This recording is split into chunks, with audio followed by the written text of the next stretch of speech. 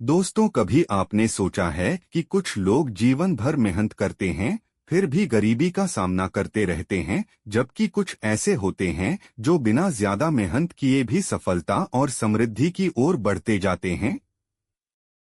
क्या सच में किसी की किस्मत ही इतनी खराब होती है या फिर कुछ और कारण होते हैं जो हमें अपनी स्थिति को बदलने से रोकते हैं?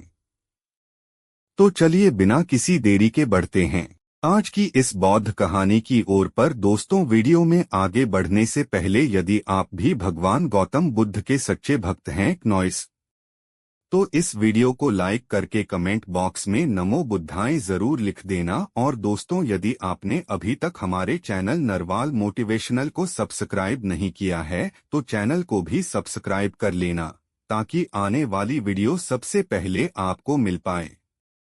तो चलिए नॉइस, आज की प्रेरणादायक बौद्ध कहानी को शुरू करते हैं। बहुत समय पहले की बात है।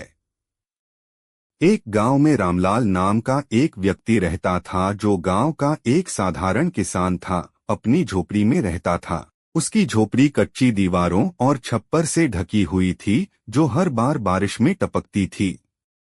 नॉइस, 5 जवान बेटे जिनमें से कोई भी काम नहीं करता था, पूरे दिन इधर उधर घूमते रहते। रामलाल सुबह खेतों में काम पर जाता और रात को घर लौटकर किसी तरह खाना बनाकर खाता।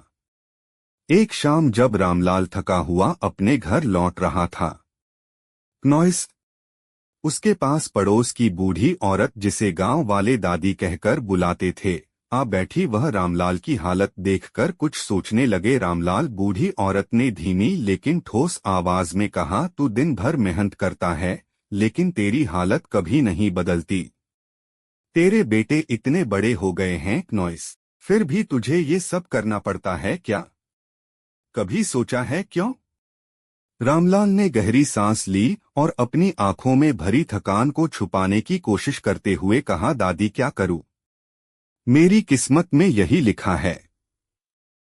बेटों को भी समझाया, लेकिन हमारे पास ना तो साधन है ना ही कोई उम्मीद। दादी ने कुछ देर सोचा और फिर कहा, बेटा तेरे 5 बेटे हैं, कम से कम किसी एक की शादी करवा दे। जब बहू घर आएगी तो शायद घर में कुछ रौनक आ जाएगी। बहू का आना घर को बांधता है, औरतें घर को संवार है, शायद तुम्हारी जिंदगी में कुछ बदलाव आ जाए। नॉइस, रामलाल ने गहरी नजरों से दादी की ओर देखा और बोला, दादी मेरे बड़े बेटे रवि की शादी तो 2 साल पहले ही हो गई थी, लेकिन क्या फायदा? वह ससुराल से कभी वापस ही नहीं आई। हमारे पास ना तो उसे लाने का साधन था और ना ही उसे रखने की व्यवस्था। घर की हालत देखती तो और ज्यादा दुखी हो जाती। दादी के चेहरे पर चिंता और अनुभूति की झलक थी। उसने कहा, तूने कभी उसे लाने की कोशिश की? रामलाल ने सिर झुकाते हुए कहा, कैसे लाता दादी? ना तो मेरे पास पैसे थे, ना कपड़े, ना घर का कोई सामान, क्या लेकर जाता? उसकी ससुराल वाले मेरी गरीबी का मजाक उड़ाते। दादी ने थोड़ी देर तक सोचा, फिर उसने अपनी लाठी संभाली और कहा, रामलाल चिंता मत कर, मैं तेरी मदद करूंगी। कल सुबह रवि को मेरे पास भेज देना, मैं उसे कपड़े दूंगी और थोड़ा सामान भी। वह अपनी पत्नी को लाकर इस घर को नया जीवन दे सकता है। रामलाल की आंखों में थोड़ी उम्मीद जागी। नॉइस, वह बोला, दादी तुम तो भगवान हो, लेकिन मेरी किस्मत को बदलना इतना आसान नहीं है। क्या वह लड़की इस हालत में इस घर में रह पाएगी? दादी ने मुस्कुराते हुए कहा, बेटा किस्मत मेहनत और समझदारी से बदली जा सकती है।